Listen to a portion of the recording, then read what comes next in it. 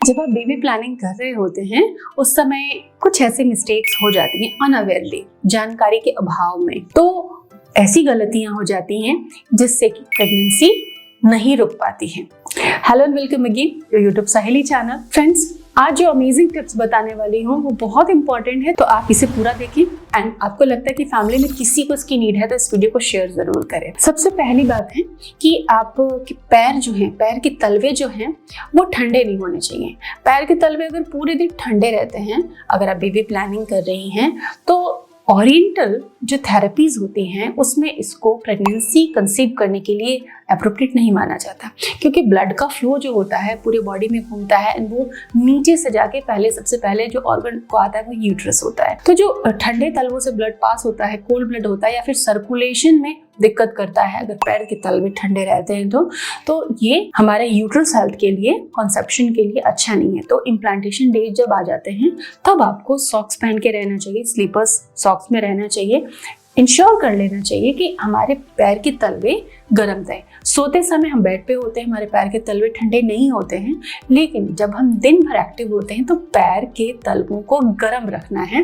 दूसरी इंपॉर्टेंट चीज है जिसे हम पता नहीं लगा पाते यूं डायरेक्टली देखकर कि हमें आयरन, कैल्शियम, विटामिन D3 की कुछ डेफिशिएंसी, हाँ कुछ सिम्टम देख सकते हैं। तो एक बार अपना विटामिन प्रोफाइल भी जरूर टेस्ट करा ले अगर आप बेबी प्लानिंग कर रहे हैं, बिकॉज विटामिन प्रोफाइल भी आपकी अनएक्सप्लेन्ड इनफर्टिलिटी को भी बता देगी कि ये डेफिशिएंसी इस वजह से आप कंसीव नहीं कर पा रहे हो। क्योंकि बहुत सारे ऐसे लोग हैं जिन्होंने काफी ट्रीटमेंट करा दी लेकिन उनको आज तक पता ही नहीं चल पाया कि कंसीव हो क्यों नहीं रहा। बाद में पता चलता है कि डेफिशिएंसी रिगार्डिंग इश्यूज थे। तो आयरन की कमी अगर है, कैल्शियम की कमी अगर है, विटामिन D की कमी अगर है, विटामिन A की कमी अगर है, तो ऐसे में क्या होगा कि इम्प्लांटेशन में, ओव्यूलेशन में दिक्कतें आती हैं, कंसेप्शन सक्सेस नहीं हो पाता, प्लस हार्मोन भी नहीं ठीक से बनते हैं।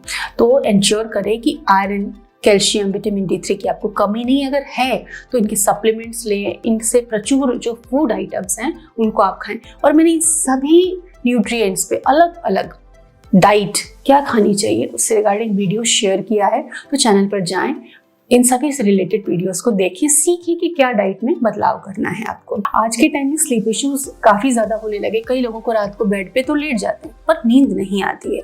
ये प्रॉब्लम काफी बढ़ गई है। इसका रीजन क्या है कि आप प्रॉपर रिलैक्स नहीं होते। आप सोने से पहले तक टिक टिक आप मोबाइल ही चलाते रहते हैं। तो ऐसे में आपका ब्रेन जो है रिलैक्स नहीं होता, वो सोने के लिए प्रिपेयर नहीं होता। तो डिजिटल एक्सपोजर को थोड़ा कट करें, थोड़ा रिलैक्सेशन करें, शांत म्यूजिक सुने, थोड़ा सा बुक रीड करें। उससे क्या आपका चित्त शांत, एकाग्र होगा और उसके बाद आप स्लीप में जाएं। क्योंकि जब आप सोते हैं तो आपका बॉडी बहुत सारे हार्मोन्स प्रिपेयर करता है। वो हार्मोन जो आपको रिलैक्स रखते हैं, वो हार्मोन जो आपके तनाव को कम करते हैं, वो हार्मोन जो आपको संतुलित रखने में हेल्प करते हैं।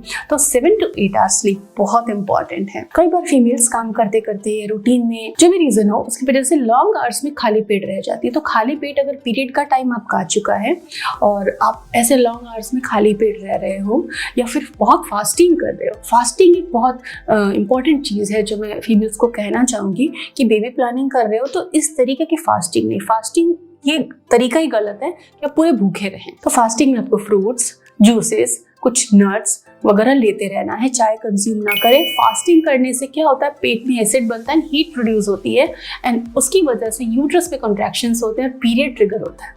तो अगर आपकी प्रेगनेंसी के चांसेस हैं भी फिर वो भी खत्म हो जाते हैं। तो जंक फूड ना तो पीरियड टाइम एडवाइज्ड है, ना ही ओव्यूलेशन टाइम और ना ही इम्प्लांटेशन टाइम। जंक फूड आपको खाना ही नहीं है।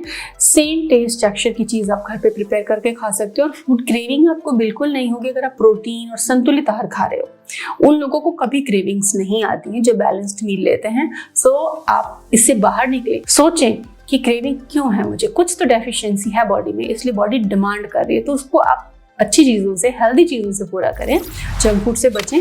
इन चीज़ों का फॉलो करते हैं तो बहुत आसान होगा आपको कंसीव करना। ट्राई करें और हमें भी शेयर करें अपने अनुभव। Thanks for watching.